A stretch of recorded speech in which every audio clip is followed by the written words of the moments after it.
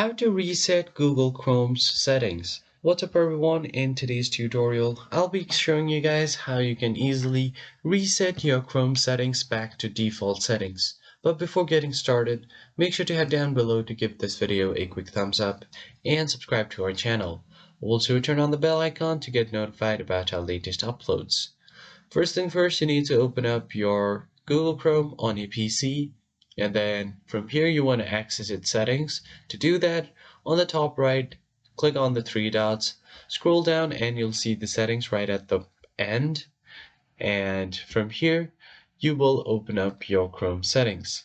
Now from here you can see different tabs on the left side of your screen like Google, autofill and password, privacy, security, performance, appearance, and many more. Scroll down and you will see this download section, accessibility and system, and finally you will see this option reset settings.